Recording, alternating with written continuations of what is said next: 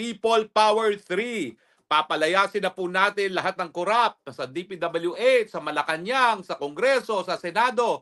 Galit na po ang taong bayan at pinararamdam na ngayon ang galit ng taong bayan. Sa Luneta, sa EDSA, sa Gate 4 ng Aguinaldo, lahat po ang mga Pilipino, lumabas na po kayo. Pinaglalaban na po natin ang ating kinabukasan. Wala na po mangyayari sa Pilipinas kung patuloy ang sistema ng korupsyon sa pamumuno ni Marcos Jr., ni Tambaluslos at ng mga congressman at senatong na mga walang silbi kung hindi magnakaw na magnakaw. Magalit na po tayo dahil pag tayo hindi pa nagalit, naku po, wala pong pagbabago sa ating lipunan. At talagang kawawang-kawawa na po ang ating mga kabataan.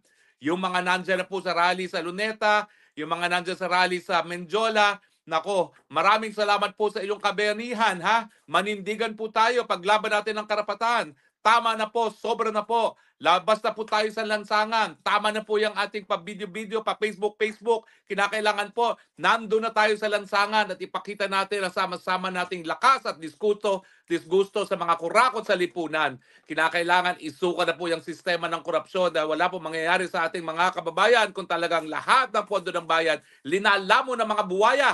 Kaya lahat po tayo ngayon dapat lumabas na sa lansangan. Hindi na po tayo po pwedeng magmiron, hindi na po tayo po pwedeng manahimik. Kinakailangan manindigan na po para sa mabuting buhay ng mga kababayan natin. Nagpapasalamat po ako sa ating mga kababayan na ngayon po ay talagang sinusugal ang kanilang buhay para sa kinabukasan ng Pilipinas. Nako po, hindi kayo makakalimutan ng kasaysayan. Nung 2 beses na po tayo lumabas sa lansangan, ito po ay pangatlong beses na natuto na po tayo ng leksyon. Hindi na po natin sila papayagan na makalayas at magkaroon na naman ng kalayaan para iulit na naman ang kanilang mga kabalastugan. Parurusahan na po natin sila ngayon pangatlong beses at hindi na tayo papayag na mauulit na ang gobyerno ginagawang negosyo ng mga walangyang mga politiko. Kinakailangan po ngayong araw na ito hindi magtapos nang hindi mawala ang bangag dyan sa Malacanang. Mga kababayan, ang Malacanang, pag-aari ng taong bayan. Ano pang inaantay ninyo? Bawiin natin ang ating pag-aari sa mga naghaharing uri, mga kurakot na walang ginawa kundi magpasasa sa pwesto at magkaroon ng bisyo. Mantakin ninyo, walang ginawa kundi puro mga magarong party, mga kung ano-ano, mga bisyo, samantalang ang bayang Pilipinas gumugulong sa hirap. Anong klase kayo? Mga wala kayong mga konsensya, wala kayong mga kaluluwa. Umalis na kayo sa mga pwesto ninyo at ngayon, galit na ang taong bayan na nagsasabi, layas dyan, tama na, sobrang na. Ano pang inaantay nyo? Sumama na po kayo. Nandyan po sila sa EDSA, nandyan po sila sa Luneta, nandyan po sila sa Menjola, nandyan po sila sa Gate 4 at si Congressman Meow Meow, sana ikaw ay nasa mabuting kalagayan. Kung ako'y naririyan sa Pilipinas, sasamahan kita sa labas ng Forest Park sa Buendia para lusubin ang mga magnanakaw na nakatira dyan sa Forest Park. Pinamumunuan ng Marcos Jr., ng Tambaluslos, ng Zaldico at iba pang mga congressman at senatong na ilang taon na talaga nagpapasasa sa kaban ng bayan. Huwag na po tayong papayag na matapos ang araw nito na hindi sila nasisipa sa pwesto. Labas na po tayo, samahan na natin sila. Nagkakaisa na pong sabayan ng Pilipino sa wakas. Kahit anong kulay, naninindigan na tayo laban po sa korupsyon. Pero na po, huwag na po mag-antay at tayo kapit-bisig na at ating ibalik ang demokrasya at ang mabuting pamumuno sa ating bayan. Kinakailangan po talaga magbuwis tayo ng buhay dahil kapag di tayo nagbubuwis ng buhay, talaga naman pong mawawalan tayo ng buhay dahil sa kahirapan dahil yan po ang dulot ng isang pamumuno na marumi. Kaya pero na po, lalong-lalo na mga kabataan, nako, para sa inyong kinabukasan po kayo, itong pinaglalaban natin, kami po, wala na po, kami tapos na. Kami patapos na, nasa finish line na kami, nasa pre-departure area na kami, pero kayo nagsisimula pa lang ng buhay. Kaya para sa inyo na itong paglalaban na ito, pero na po at hindi na po pwede na naiiwan ng Pilipinas ang halos lahat ng mga bansa sa daigdig dahil sa korupsyon. Tayo na lang po nakatiwangwang sa kahirapan samantalang lahat ng ating mga karatig bansa na dating mahirap, ngayon po mayaman dahil ang gobyerno nila tapat na manilbihan sa kanilang mga kababayan. Tignan nyo pong nangyari sa China. Dati napakahirap. Tignan nyo nangyari sa Vietnam. Tignan nyo ngayon ang Thailand, ang Indonesia. Naiwan na po tayo at ang dahilan dyan dahil talagang ginagawa lang pong negosyo ang mga politiko, ang ating gobyerno, nakakalimutan ng paninilbihan. Kaya labas na po tayo. Huwag na tayo mag-antay. Tayo po'y makibaka na. At tayo po'y magkapit-bisig na dyan sa mga magigiting nating mga kababayan na sinusugal ngayon ng mga buhay sa EDSA, sa Gate 4, sa Luneta, sa Menjola, at sa Forbes Park dyan sa harap ng EDSA. Huwag na po tayo mag-isip pa. Sige na po, sakay na, sumakay na ng jeep, sumakay na ng bus, sumakay na ng LRT, at pumunta na kung saan ang pinakamalapit na nagkakaroon ng pagtitipon. Huwag na po natin patapusin ang araw na ito na hindi natin napatatalsik ang mga kurakot, ang mga walang ya, ang mga maitim na budhi sa gobyerno. Pag hindi pa natin po ginawa ito, tayo naman po ang mabubura sa mapa ng daigdig na ito. Huwag po tayong pumayag na magtagumpay ang mga walang ya sa lipunan. Tayo po ay lumaban na. Tayo po ay manindigan. Karapatan po natin yan. Ipakita ang ating galit. Huwag na po kayong matakot.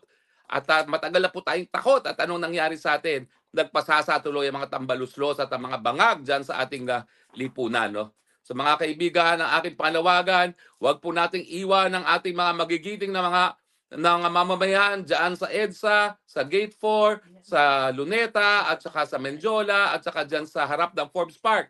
Kapit-bisig po tayo dahil ito po ay para sa ating kinabukasan. Huwag na po tayo mag-atubili, huwag na kayong matakot, manindigan na kayo dahil kung hindi tayo isusugal ngayon, wala pong mangyayari sa ating lipunan. Sistemang bulok ang magpapatuloy po, kaya tero na po, tayo manindigan na at magsabing tama na, sobra na, hindi na natin kaya. Marcos resign. Marcos resign. Tambaluslos resign. Tambaluslos resign. Zadico ikulong. Ikulong lahat. Ikulong lahat. Yan po ang ating sinigaw kay Kiko Pangilinan nang narinig niya na talagang ikulong lahat. Ikulong lahat. Kinakailangan po talaga siguro burahin ang mga institusyon na naging kuta ng korupsyon. Kinakailangan po siguro magkaroon tayo ng bagong panimula dahil kung hindi po mas mababagong sistema. Patuloy po ang mga SOP. Papayag pa ba tayo na matapos ang lahat tuloy-tuloy pa ng SOP? Hindi na po pwede yan. Kaya tero na po, labas na po kayo, makilahok na po habang tayo gumagawa ng kasaysayan. Nasa kamay po natin ang kasaysayan ng Pilipinas. Kaya wag na po kayo mag-atubili. Lusob na po doon sa EDSA, sa Gate 4, sa Luneta, sa Menjola, at dyan po sa labas ng Forbes Park. Bakit naman po ang kayamanan ng bayan nasa kamay lamang ng mga kakaunti na nakatira sa Forbes Park na karamihan ay mga politiko? Saan nyo kinuha ang mga kayamanan nyo kung hindi din sa kaba ng taong bayan? Mga walang ya, mga walang utang na loob, mga maitim ang budhi. Kaya ngayon po mga taong bayan, mga kababayan, ipakita natin ang galit natin. Lumabas tayo ngayon sa lansangan at sabihin nating nagkamali kayo. Akala nyo mga Pilipino pasensyoso pero meron ding hanggana ng pasensya ng taong bayan. At ngayon po, ayaw na namin sa sistemang bulok, ayaw na namin sa mga korap. At ngayon naninindigan kami, alis dyan mga walang ya, mga buwaya. Wala na kayong karapatan manatili sa kapangyarihan dahil kaming mga soberanyang taong bayan, kami na ngayon ang masusunod at nagsasabi, ayaw na namin sa mga korap, ayaw na namin sa mga bangag, ayaw na namin sa mga palpak. At ngayon po, kami na ang magkakaroon. Ginagawa na po namin ang aming kapangyarihan bilang soberenya para sabihin, sisante na kayong lahat ng mga walang silbing mga magnanakaw sa gobyerno. Alis na kayo dyan. Nako, kung ayaw nyo pang kayo mga tadtad, umalis na kayo ng kusa dyan. Mga kababayan, konti na lang po, magtatagumpay na tayo. Hindi ko akalain ganitong katapang ang mga Pilipino. Hindi ko akalain ganito ng kagalit ang mga Pilipino. Pero mabuti naman po, napuno na ang salop at ngayon po ay talagang sumisigaw na isang boses. Tama na, sobra na. Tero na po sa EDSA, tero na po sa Gate 4 ng Ginaldo, tero na po sa Forbes Park, tero na po sa Luneta, tero na po sa Menjola. At ipakita natin na hindi na tayo papayag na talagang lumutang na naman sa baha ng korupsyon at tayo po ay sawang-sawa na palagi na lang tayong lumalangoy sa tubig baha samantalang magpapasasa sa marangyang buhay ang mga walangyang magnanakaw sa gobyerno. Maggalit na po kayo dahil pag hindi kayo nagalit, patuloy po itong sistemang ito, patuloy na mahirap ay magiging mas mahirap pa at ang mga mayaman, patuloy na magiging mas mayaman. Pero na po, wag na kayo mag-antay, wag na kayo mag-atubili, makiisa na po. Gumawa na tayo ng kasaysayan, gumawa tayo ng Pilipinas na ang lahat ay tataas ang antas ng kabuhayan. Ipatupad na natin ang mga nasimulan na natin sa administrasyon ni Pangulong Duterte. Libreng gamot at paggamot at wala nang dapat mahirap na namamatay lamang dahil sa kahirapan. libreng irigasyon, libreng wifi, libreng edukasyon, lahat po yan maibibigay natin sa ating mga kababayan kung matitigil ang sistema ng korupsyon. 6 na trilyon na po ang ating pantaonang budget. Hindi na po tayo mahirap. Dapat wala na pong nagugutom sa Pilipinas. Yang laki ng mga ayuda na pinamimigay natin na hundreds of billions, kung yan po'y nakakarating sa taong bayan, wala na dapat nagugutom. Pero ang katunayan, napakalaking lumalabas sa perang ayuda, napupunta rin sa bulsa ni Congressman at ni Senatong. Mga walang hiya kayo, kumpara na sa mga mahihirap, pinagsamantalahan nyo pa. Hindi na ba kayo natakot sa karma? Hindi na ba kayo natakot sa pag kayo'y pumanaw, sasabihin ni San Pedro, napakawalang yamo naman dahil pati pa yung para sa mga mahihirap, linapa mo pa. Kaya mga kababayan, eto na po, ngayon na po ang ating pagkakataon. Tayo maghusga na. Ayaw na natin, sobra na, tigil na rin ang korupsyon na yan. Layas na kayo sa mga pwesto. Tayo makiisa na. Punta na po sa EDSA, punta sa Mendiola, punta po sa Gate 4 ng Aguinaldo, punta po kayo sa labas ng Forest Park. Punta po kayo ngayon doon sa Benjola. At yung ating mga kababayan, talaga namang pong ang Malacanang public property. So, yan pong ilagay nyo sa isipan. Tayo pong may-ari ng Malacanang, hindi po mga nagaharing uri, hindi po yung mga nangungurakot ng limpak-limpak ng salapi ng taong bayan. Taong bayan ang may-ari ng Malacanang, taong bayan may-ari ng Senado, taong bayan ang may-ari ng Kongreso at hindi yung mga buwaya na nananatili dyan sa mga lugar na yan. So kapit-bisig na po tayo, sama-sama na po tayo po'y gumawa na ng kasaysayan. Isigaw na natin, tama na, sobra na. People power na tayo dahil gusto na natin ng pagbabago. Laban na po tayo. Tama na po yan. Tama na po yan pagpapasensya. Sobra-sobra na pong pasensya ang pinakita natin. Ilabas na natin ang galit po. Karapatan po natin yan na marinig. Huwag na po kayo mag-atubili. At sama-sama naman po tayo magkakaroon ng bagong sistema kung saan ang pondo ng gobyerno napupunta sa mga gutom, napupunta sa mga walang tahanan, napupunta sa mga walang hindi makapag-aral. Yan po ang dapat na ginagamit ang pondo ng bayan, hindi para payamanin lamang ang mga walang yan, mga buwaya sa gobyerno. So, tero na po, labas na po kayo ng inyong mga tahanan, itigil na po yan pagko-comment sa mga Facebook, kinakailangan makiisa na kayo. At iparating ang mensahe, hindi nyo na malilinlang ang taong bayan, hindi nyo na mauto ang taong bayan, aming pera yang ninanakaw ninyo, aming pera yang pinagpapasasaan ninyo, at kami pikang-pika na. Tama na, sobra na itong linggo, October 12, 2025, naghusgang taong bayan. Tama na, sobra na, alis na kayo dyan. Taong bayan na ngayon na nagsasabi, sawang-sawa na kami sa sistemang bulok at kami magkakaroon ng bagong sistema kung saan ang pondo ng bayan pakikinabangan na ng ordinaryong mga mamamayan. O nakalabas na ba kayo ng mga bahay? Kailangan po, makiisa na kayo, Hindi naman po pwede yung ilan lang sa atin ang isusugal ang kanilang mga buhay. Talaga naman po kinabukasan natin na pinaglalaban natin dito. Kaya please lang po, labas na po kayo, makiisa na po kayo. Gawin na nating realidad ang people power tree sa Pilipinas. At hari nawa, sana po ito maging mapayapa. Bagamat ang nakikita ko ngayon sa internet, gumagamit na po ng sobrang dahasang kapulisan dahil alam nila bilang ng oras itong administrasyon nito. Marcos Jr., ikaw, makinig ka. Sinuka na kayo nung minsan ng taong bayan. Sinusuka na naman kayo ngayon. Ano ba naman yung napakakapal mo? Pinagpipilitan mo pa ang sarili mo dyan. Ay nako, kung gusto mo na magkaroon pa ng kahit anong awa ang taong bayan sa iyong pamilya, bumaba ka ng mapayapa dyan. Yan ang pinakamaganda mong gawin dahil talagang alam namin, hindi mo naman kaya mamuno na. Alam namin wala ka sa tamang pag-iisip. Sino bang nasa tamang pag-iisip na nakikipag-usap sa patay niyang diktador na ama? Yan ang epekto ng cocaine. Yan, kaya akala mo lang nakikipag-usap ka sa tatay mo dahil sobra-sobra ng cocaine sa sistema mo. At aminin mo na, sa dami ng cocaine sa iyong sistema, hindi mo na kayang mamuno. Kaya please lang, kung gusto mo pa talagang magkaroon ng mabuting pangalan ng iyong pamilya, kung ano pang natitirang kabutihang pangalan na yan, magbitiw ka na ng kusa nang sa ganon, magkaroon tayong mapayapang pagpapalit ng sistema at hindi maging magdugo.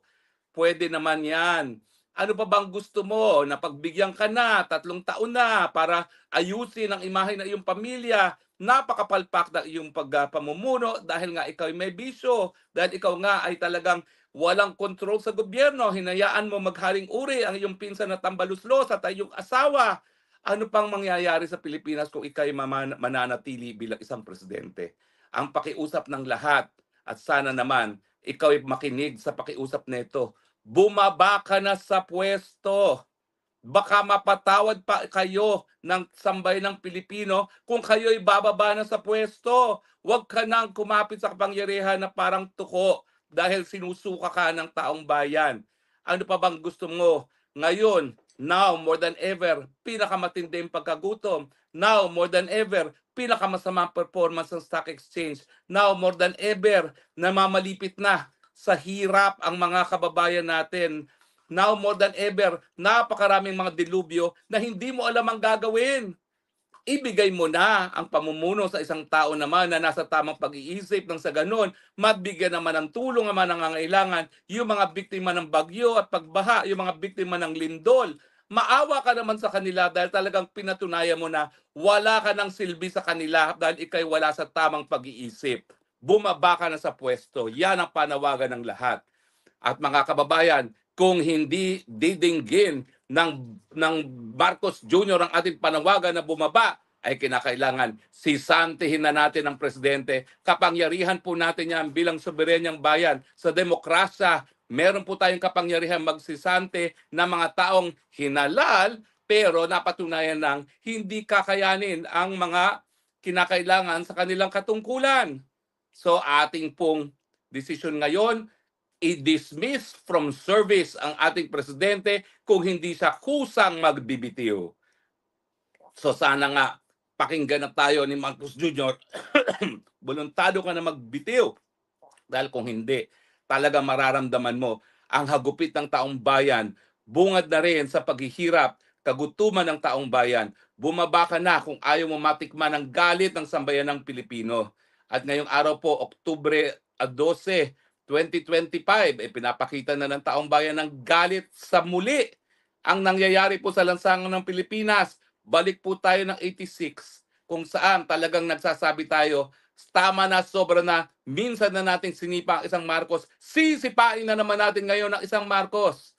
Kaya nga po kung gusto niyo sana magkaroon ng kapayapaan sa ating pagbabago ng sistema, voluntaryo na kayo sanang magbitiw sa pwesto ng sa ganun matanaw natin ang utang na loob na kahit papano hindi po na magdadanas ng dugo dahil ang Pilipino po hindi na talaga papayag na magpatuloy ang sistemang bulok. Maraming salamat, Congressman Miao Miao. Bagamat ikaw ay bata, ikaw ang namumuno ngayon sa lansangan, ikaw ang nagtatawag ng People Power. Mabuti na lang po, kabataan muli ang nangunguna nitong People Power 3 dahil ang paglalaban naman ng mga kabataan ay para sa iyong mga kinabukasan na. So mga Gen Zers, samahan niyo po si Congressman Miao Miao sa lansangan ngayon at hayaan niyo na iyong henerasyon ang magsimula ng People Power 3, ang inyong henerasyon ang magbabago sa sistemang bulok ng Pilipinas. Patawarin niyo po ang aming henerasyon na hindi namin nawasto ang dapat iwasto sa sistema ng Pilipinas. Pero may ilan po sa amin ginawa ang lahat, hindi lang po talaga sapat ang aming mga gawain. At ngayon, inaasahan po namin ang inyong henerasyon ang siyang magiging matagumpay na magbuo ng isang mayaman, isang malakas na bansang Pilipinas kung saan ang mga mamamayan hindi nagkukulang sa kanilang mga pangangailangan sa pang-araw-araw na buhay at merong kinabukasan na haharapin ng puno ng pag-asa at hindi lamang ng puno ng kahirapan na ngayon po ay nararamdaman ng ating sambayanang Pilipino. Maraming salamat sa mga kabataan na ngayon po ay nasa mga lansangan. Kayo po talaga ang tunay na pag-asa ng bayan. Manindigan po kayo sa inyong mga karapatan na magsalita. Manindigan kayo sa inyong karapatan na magsisante ng isang gobyerno na talagang hindi tumutupad sa kanilang mga katungkulan. Sama-sama po nating simulan ng bagong bukang buhay para sa Pilipinas. Tama na po, sobra na po. Sumama na po kayo. EDSA, Gate 4, Mendiola, Luneta, Forbes Park. Makiisa na po at magsabing tama na, sobra na. Goodbye mga kurap, goodbye Marcos Jr., goodbye Tambaluslos, goodbye Zadico, goodbye Lisa Araneta Marcos. kayo po'y pinagkatiwalaan, binugo niyo po ang taong bayan, binigyan kayo ng pagkakataon, sinayang niyo pagkakataon, lumayas na kayo ngayon dyan at hayaan ang iba namang mamuno dahil kawawa na po ang sambayan ng Pilipino sa kanilang kahirapan na nararamdaman. Tama na po, sobra na po, labas na po tayo. Labas na po tayo at magsabing, ayaw na namin sa inyo, ayaw na namin sa sistemang bulok, palitan na natin, now na. Gumawa na po tayo ng kasaysayan, mga kababayan. Bumuo na po tayo ng bagong sistema kung saan ang Pilipino ay makakaharap sa isang kinabukasan na puno ng pag-asa at hindi lamang ng puno ng hirap at balakid. Maraming salamat po. Kita-kita po tayo sa lansangan. At ipaumanhin mo niyo po na ako physically wala dyan. Pero ang puso ko po ay nasa inyo. Ako po talaga nagtsatsaga na nag-iisa dito sa malayong lugar dahil naniniwala naman po ako, darating din ang bukang liwayway, darating din ang bagong kinabukasan. At sa tingin ko po, October 12, 2025, ito na po ang oras na inaantay natin. People power na po tayo. Tama na, sobra na. Maraming salamat po at patuloy po tayong magmamasid sa mga ganapin at kung kinakailangan tayo po ay patuloy na magbo-broadcast. Pero sa ngayon po, isigaw natin, Marcos resign! Marcos resign!